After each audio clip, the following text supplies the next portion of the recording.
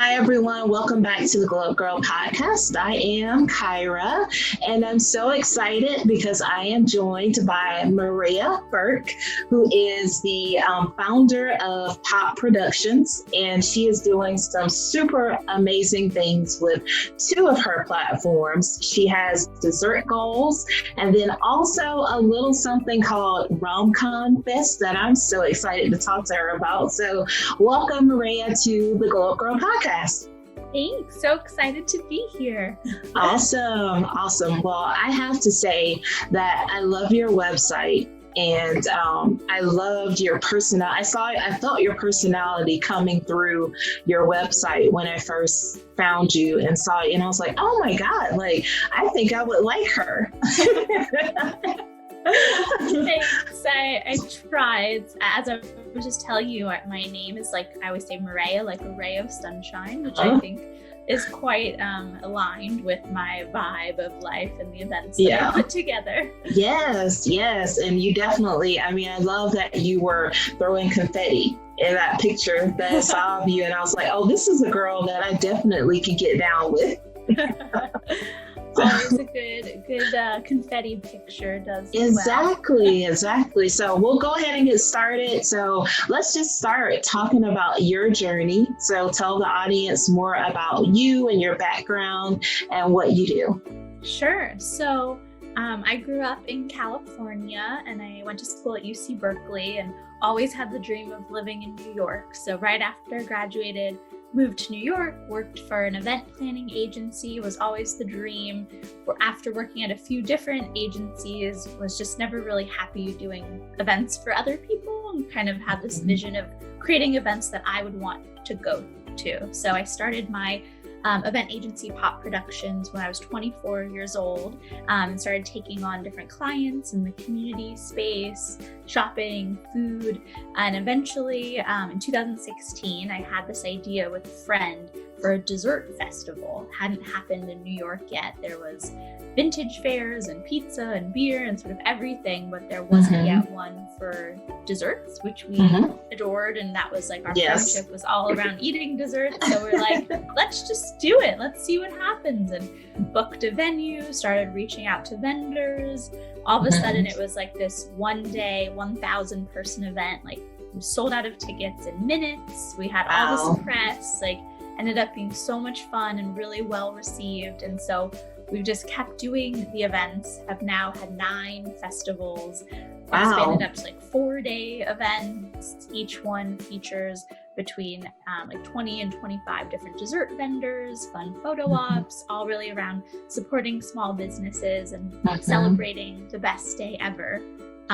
So that's been the main thing the last few years. And after a few years of planning dessert festivals, it was sort of like, what else brings me joy? What other sort of events would I want to go to? And so for me, rom-coms is something that brings me a lot of joy. And similar with Dessert Goals was like doing a bit of research and seeing like there's all these horror film festivals and anime festivals and everything, but no one had done a romantic comedy one yet. So kind of went through similar motions of planning Dessert Goals, but totally different industry. Never worked in film before, had no contacts, and just started putting together the pieces. And last year in 2019 was the first Rom-Com-fest in Los Angeles. So yeah, that's been my world, a bit of desserts, a bit of rom-coms, and bring people together to celebrate things that make them happy. I love that. And it definitely, so obviously I know this year you did virtual Dessert Goals. So sort of talk through, because there are probably a lot of entrepreneurs that are listening to try to see, like, how did you pivot? What did you do differently? What did you do to pull that off, and how was it received?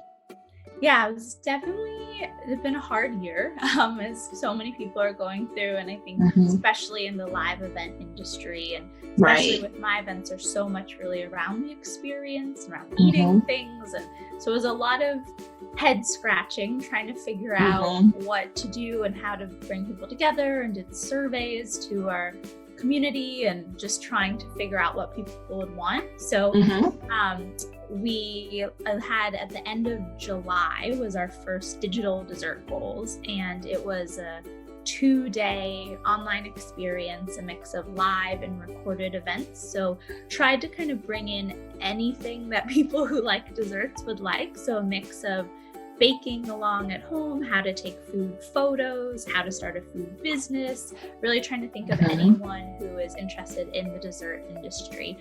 So it was really fun. It was definitely so different than our in-person events, and a lot of the people who joined, actually a lot of different, weren't even people who had been to our festivals before. So it was kind of fun. Right now our events have only been in New York and in LA.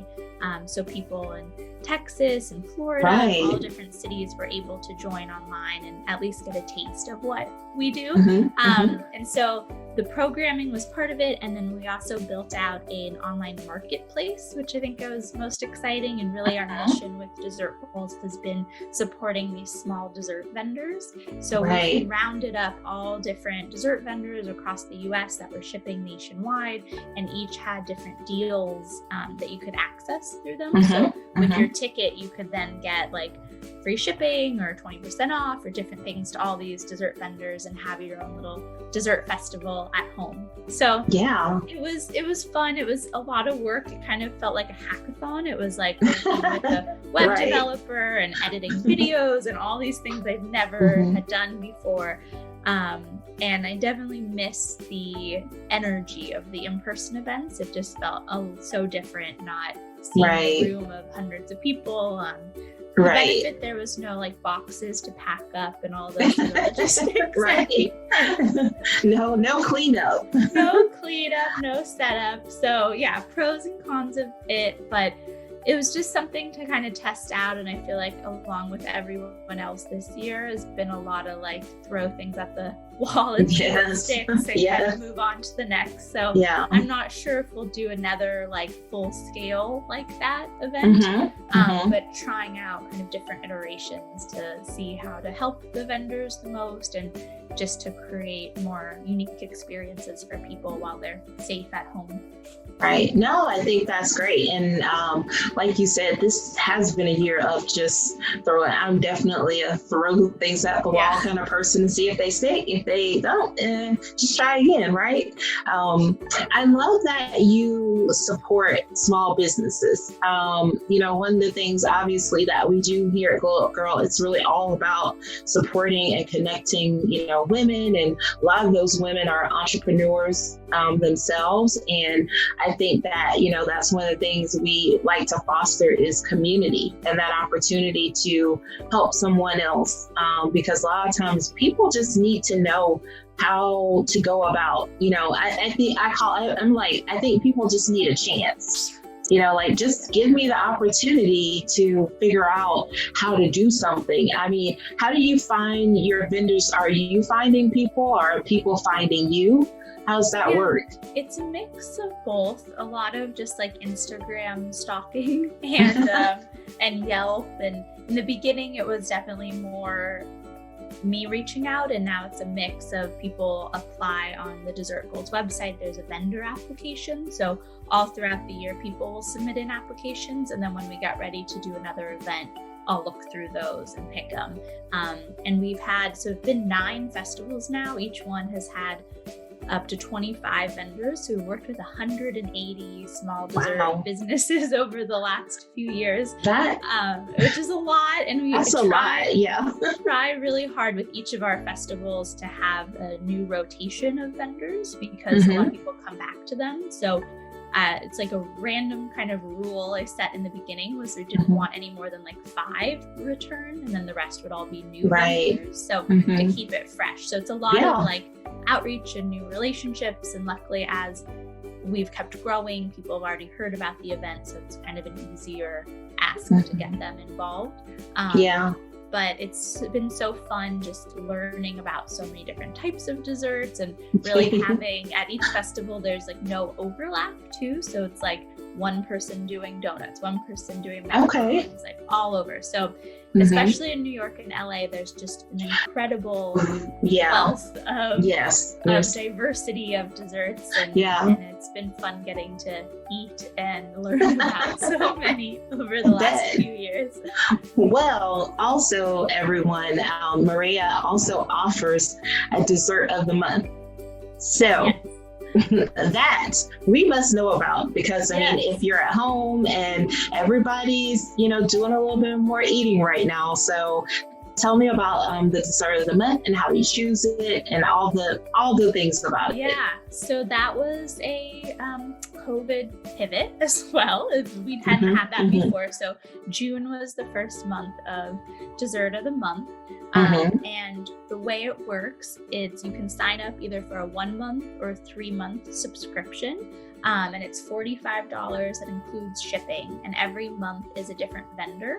So it's going to be a surprise what you get, and that each vendor picks what they want to include. So it's a fun kind of discovery of a new vendor as well as what they send. So I have been curating each of the boxes. Most of them have been our past alumni of vendors who have participated in our festivals before. And really the hope with it is to be another revenue stream for these vendors. So many of them are used to doing catering events and all these festivals and things, and so by all those events such as my own being canceled, they've all lost these big opportunities of revenue. So every month picking a different vendor, the majority of each sale of the box I'm just giving directly back to the vendor. So it's a way for them to make money and just to spread awareness around them that they're shipping nationwide. So I'll pick the vendor sometimes, like this month for October, to pick a Halloween themed one. But otherwise it's a little random, just trying to jump around. So it's not like you're getting cookies every month in a row, really a range of things. And we feature them on the blog and our Instagram and in newsletters, and try to tell the story of that vendor as much as we can as well. And then it's a fun surprise what you get in the mail. Will be a range of desserts from that vendor, as well as a fun little piece of swag from Dessert Bowls. Oh, nice. And a cute little sticker sheet and a note from me. And little a dessert of the month sticker that goes on the outside of the box. So has been fun sort of figuring it out as we go, as with everyone else and everything else this year, like how to launch a subscription service, all of these things. But it's been good. So this is June, July, August, September, going into the fifth month right now.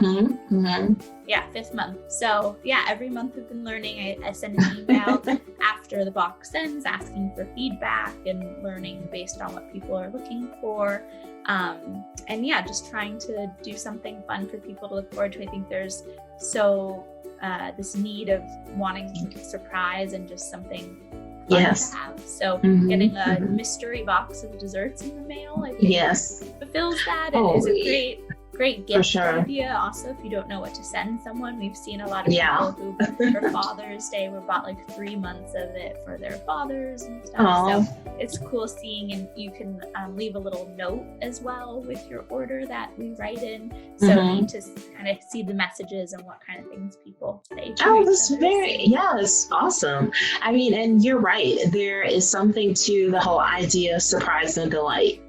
When you just get something in the mail and you're like, wait, what? And then when it's dessert, it's even better, because I love dessert myself. So totally, you would love this box. I definitely need to sign up for it. In the same way, when people come to the Dessert Bowls Festival, when we have 25 different vendors there, maybe you already knew a few of them that you follow on Instagram and are excited, but the rest is such this discovery if you've never even heard of certain types of desserts or something.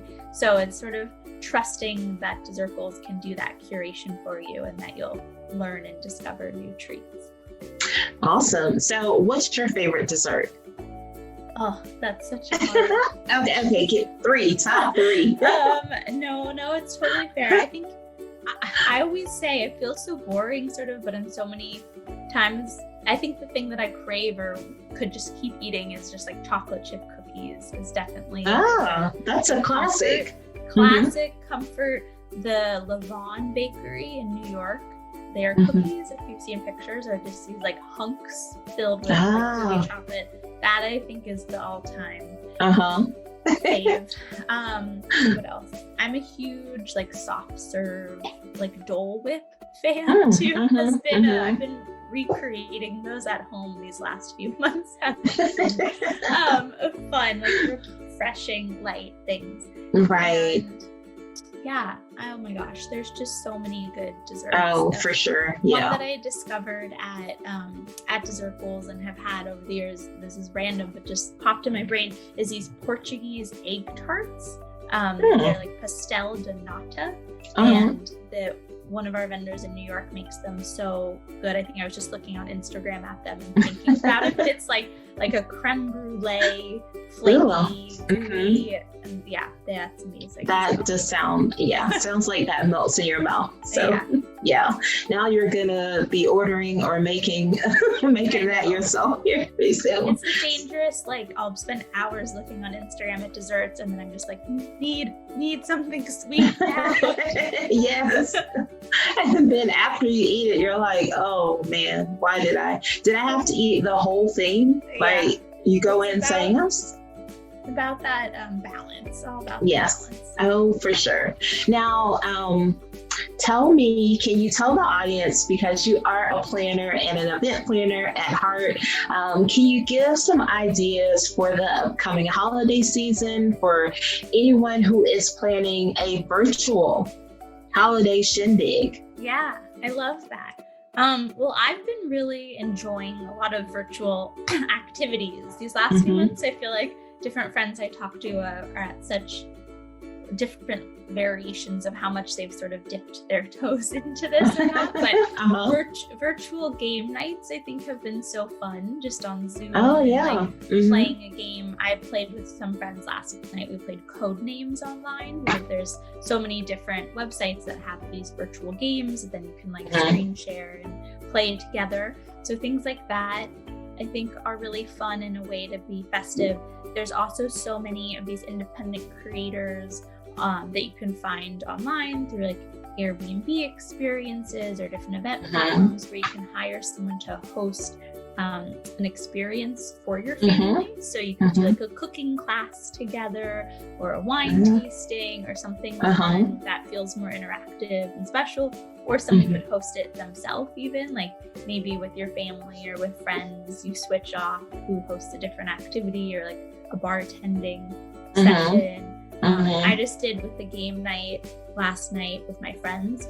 We made cocktails and like delivered them at their door and left it at the door and came home. So we were drinking cocktails at the same time while we played it virtually. It was a fun, I think everyone just needs like the mix of the virtual with the physical, I think is really fun. If there's even as simple as like ordering dinner from the same place or similar, like everyone orders Chinese food or something, and then you are eating the same thing while you play a game or watch a movie, makes that feel I think is really fun. No, those are really great ideas. And I definitely think with the holidays coming up and people, maybe not being able to connect physically, I think those are some amazing ideas. I did see something on maybe in my Instagram feed came through as far as like, like date night, like it helps you create sort of these boxes that you can get where it's like the perfect date night if you want to do almost like if you want to do painting together, if you want to make something. So a similar format. So I'm pretty sure a lot of those people too were just like pivot. Totally. I saw really cute, my friend and her boyfriend are doing long distance right now, and they started this thing called dinner roulette, where on like Friday nights they both surprise each other and order dinner for the other person, and then they go open the delivery and do like an unboxing together basically, so they don't know what they're gonna eat and talk. And I thought that was such a cute That's a cool idea. Yeah, that's really cute. I like that. See, look, now everybody listen, these are some great ideas that you should be trying at home. I mean, at least you'll have the rest of the year to try them. Totally. At least so. So now let's move on and talk about rom-com, because I mean, I love romantic comedies, and I was actually on Netflix yesterday and I saw that there was like this whole new like release of like all these romantic comedies that I love, and I was like, oh, add to list. So why was this an important genre to you to focus on? Yeah, well, I definitely have to credit and thank Netflix, I think, for this idea and for the comeback. I've always loved rom-coms, and I think a lot of people do. I've learned as the more and more I talk about it, but it's been sort of this forgotten genre. There hasn't been really great new ones over in most recent years until this like resurgence of like 2018. I think Crazy Rich Asians was a huge like indicator of it. And then my idea of creating romcomfest was like after I had worked on this conference all day, I came home and I turned on Netflix and I watched To All the Boys I Loved Before, and then I watched Sierra Burgess yes. and The Loser, like back to back. It was like 2 Netflix rom-coms. And I was like, these movies are so good. They make me so happy and joyful, and like we need more of this in our lives. Yes. So that was definitely like tilt my hat to Netflix for helping bring these back, and has been so amazing and just turning out all these fun, happy to watch rom-coms.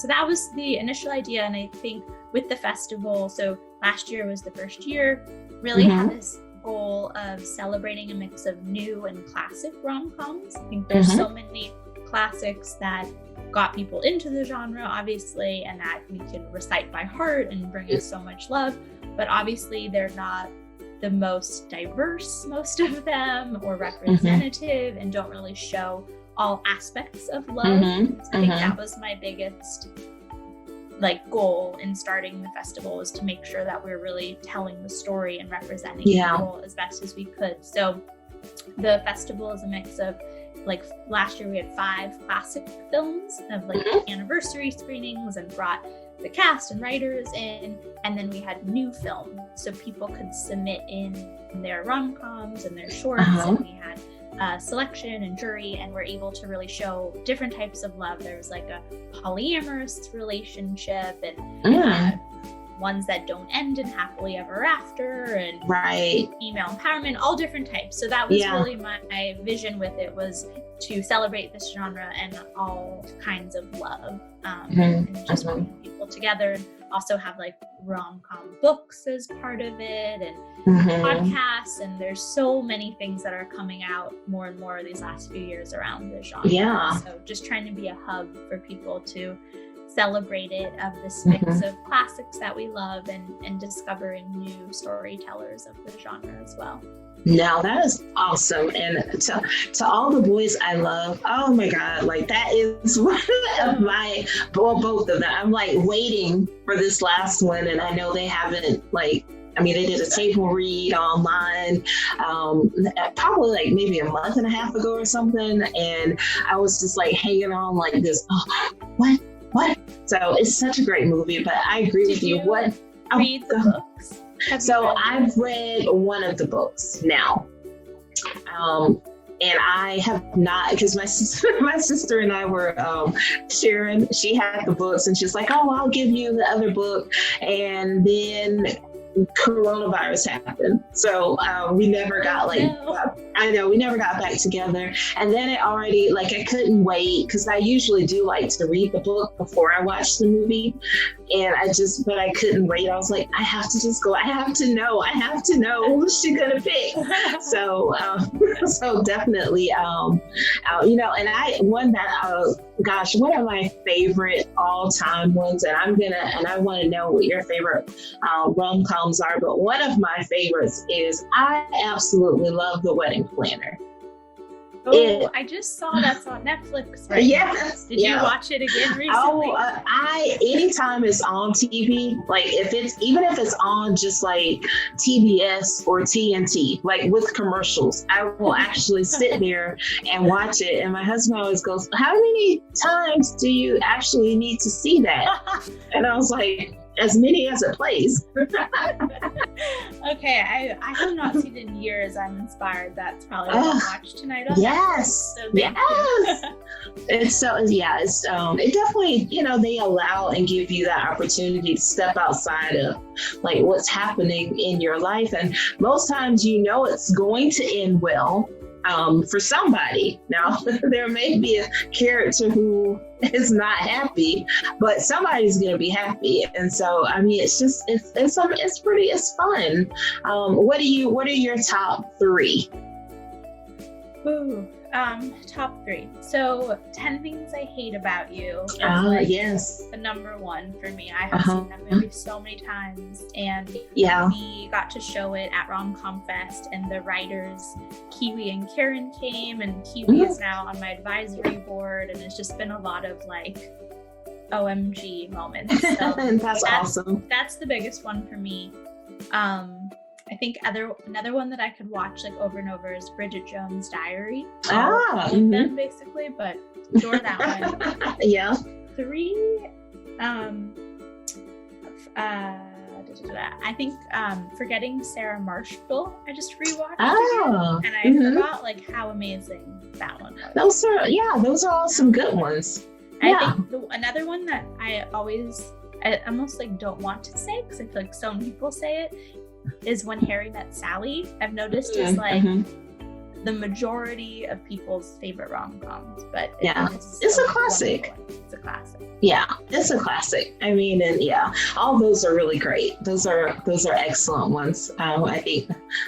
I've been watching, it's like, as with everyone now, trying to find new things to watch. And my fiance and I have gone in this spiral of Tom Hanks movies that we've never seen, because it's basically like any movie Tom Hanks is in is wonderful. And of course, obviously we know Sleepless in Seattle and You've Got Mail, and he's in all these other rom-coms that I'd never heard of or seen. And so some fun ones is Joe versus the Volcano. Oh yes, I remember that. Yeah, it's a really long time ago. Yeah. It's him and Meg Ryan before the really popular ones. So we watched that one, and we watched Splash recently. Oh my God, yes. Mermaid.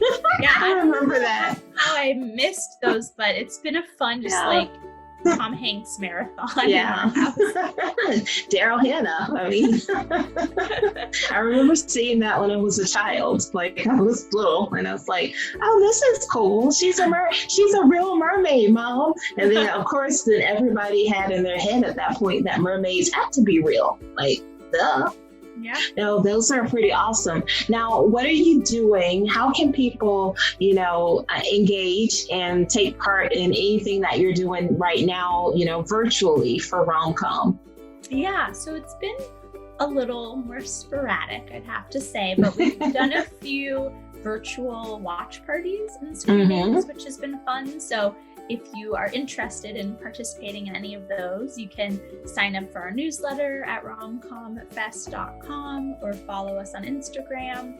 But we've done a few in different partnerships. We did one with IFC Films a few months ago, and did a 5-year anniversary of Sleeping with Other People. And Jason Sudeikis and Allison Brie did the Q&A after with Leslie Headland. Was really cool. Oh, nice. So done things like that, and other ones like when Netflix launched the half of it, we did a watch party with that, and I put together like a food and drink and like what to wear guide, and then we had a little chat together afterwards. So just trying to connect people that way, but mainly have been focusing on the Rom-Comfest blog recently. So I've been writing, and we have a lot of contributors, really such a fun range of like recipe ideas inspired by movies and like people's love stories and if you like this movie, watch this book. So just trying to create uplifting content related to rom-coms for people to enjoy and inspire activities. So that's kind of been the main focus right now, and kind of waiting for any plans for physical events. Yeah, no, I love that. And I do also, when I was on your site, I saw that you also were featuring one of my favorite movies, Love Jones, was on it. And I was like, oh my God, I love that. It actually made me, when I saw it, I went back and watched it because it's been a while. But I was like, oh my God, I forgot how like great this movie is. And the music and just everything about it, Chicago, like it's such a cool movie. Totally. I was trying, a few months ago with all the Black Lives movement, I was trying to just think what I can do, like what is my voice in this? And so it felt like the only thing that I'm an expert at right now is rom-coms. Like, how do I touch along with this? So I made a roundup of best Black rom-coms to watch, and was a neat way of, I think, Love Jones and Love and Basketball. There's certain ones that a lot of people know, but an opportunity to showcase some other ones. And there was one that was at our festival last year too. And so just to have that roundup, and that's been like our top clicked link. It was, for a while, it was like, when you look up Black rom-coms, it was like Oprah's website and then romcomfest. And I was like, nice. Woo! Yes, no, I definitely saw that. And I thought that was really, really great, and appreciated that you were focusing on those stories as well, because a lot of times, people don't really realize them. Like, no, there are like a lot of Black romantic comedies. Like you have to find them, look for them. So no, that's really awesome. Well, I definitely look forward to joining some of your watch parties here, because I think that in my house we love movies, and it has been pretty sort of hard to not be able to go to the theater and do that. So we sort of create inside our house, like we go into we'll go outside and watch movies, or we'll watch it in our media room, just so we're not like right in the family room, and it seems like we actually got up and went somewhere on a date, because that was cool. Because I was wanting to do that. I just got like a little movie projector, because I was inspired seeing people do that. Yes, haven't set that up yet, but that's it's so fun. It's great because it just sort of takes you out of like the everyday of watching a movie in your house. So so that's what we did. Like, putting the phone in the other room has been helpful too. Like, in the same way, if you're at a movie theater, you're not like scrolling on your phone. Yes. So putting your phone away, making like a specialty cocktail or food, and I'm very into popcorn and popcorn topping. Oh, yes. Oh my gosh, like the movie experience. Oh yeah, I'm definitely all about, when someone asks, I'm like, oh, I'm definitely all about the whole movie experience. Like, we're buying snacks, we're eating dinner, we're getting candy, we're getting all the things, because it's our date. It's what we do. So, but we have thought about like checking out the drive-in. And I've seen a lot of like pop-up drive-in theaters that people have like just put together. So, we may venture to do something like that, maybe later, this year. I've been wanting, a lot of people have asked about a romcomfest drive-in experience or something, and it would be so fun. I think it's like logistically for me, but I've seen other people doing the pop-ups. Like in Oakland, there's a caterer who's doing one in her like parking lot, where then you get this really fancy food and get to watch movies. Oh, that's cool. That's such a fun idea. I think you can pull that off. I think you should. I think you should throw it at the wall and see. Because I think it'd be really cool. Exactly. There's just something about like the whole drive-in experience that is just it's a lot cooler than going to the theater, because it sort of makes you think about like the old, what you see and what you saw in old movies and things of that nature. So there's some like nostalgia to that. as well. So awesome. Okay, well, so I'm going to throw in a couple other random questions that I like to ask people.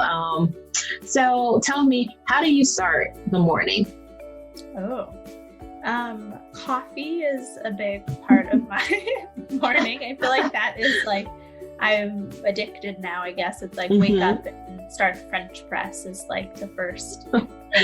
I have a cat. His name is Rocky, and so if he will cuddle with me or at least petting him is in the morning as well. I've been trying to not look at my phone right away, though it's not always easy, but I feel like normally it's like I wake up, open phone, scroll Instagram, look at emails, and then you get that like one bad email that puts you in a bad funk. And so I feel like I'm trying to be more proactive of like, do not look at it yet until I'm like sitting down with the coffee and ready to Exactly, yeah. And you've gotten the cuddling. You've had your cuddle session with Rocky. Yep. Yes. So I think that I think it's still figuring out other routines. I think I'm always trying like time blocking and things like that, but it never really sticks. But my brain is often juggling around between romcomfest and dessert goals, and I actually just joined a new startup called Mixly, a new event ticketing platform. So my brain is kind of jumping between like 3 things at a time and trying to focus in and set up my hours and days in better ways. Yes. So how do you deal with when someone tells you no? It depends what it is, I guess. But, say it's a business opportunity or something, from the business aspect that you're really excited about, or that, maybe didn't pan out. What do you do? Yeah, I think it's hard not to take things personally. I think especially when your businesses are so a piece of you, which mine are. I think when I am told no, it definitely can feel like a blow. But it's just good to remember in perspective that other people say yes, and that it's a lot of times with that, especially I do a lot of cold outreach, reaching out to sponsors and things like that. It ends up being a numbers game. So it's like, even if one says no, you just need a few to say yes. So exactly, keep on going and kind of adjust and pivot and learn as you go and see what you can tweak with other outreach. Yeah, no, I love that. I agree with you. I mean, for every 5 people that may tell me, no, I don't want to be on your podcast, there are people like you who are like, oh, I would love to, so I think that, everything works in the timing and the way it's supposed to. Definitely. So how do you end the day? That's always a little different too, I guess, especially now. Right. I feel like so my fiance and I are cohabitating, co-working, everything together right now. So we've been trying to do a lot of workout videos. So I try to do one of those before dinner most days. So we'll do workout video together and then make dinner. And a lot of times it ends with the movie. And as a working for yourself, I feel like I'm kind of always online and always working. So unless I've been decisive that like I am not working anymore today, usually the end of the day ends up like back online and doing more things. But I've been reading a lot also these last few months. Nice. Like Kindle. So I've been like getting books from the library through the Kindle and very cool. Read right before I go to bed as opposed to staring at a screen. Yeah. What do you? I think that's pretty awesome. So tell the audience how they can find you online for dessert goals and how they can find more about Rom-Com Fest. Yeah, lots of handles, lots of places. So my personal Instagram and my personal website is mirayaberke.com. And I launched in the beginning of quarantine a like digital download on my personal website too. That's like event planning for your niche. So if you're looking to start Awesome. your own event series, it's a fun little like feedback and tips and tricks from me. And Dessert Goals is just dessertgoals.com. Rom-Comfest is romcomfest.com. For both of them, we have blogs and Instagrams and all the things, Pinterest. So lots of social things on the internet to pass the time with. Yeah, no, that's awesome. Well, Miraya, I thank you so much for joining me today. It has been a pleasure. Like your personality is infectious, and I see why you truly live and breathe the things that you work on, and it shows, and I can see it. I can hear it, and I wish you a lot of success here into the rest of 2020 and beyond. Thank you so much. This was really fun. Awesome. All right, thanks guys. I will be right back.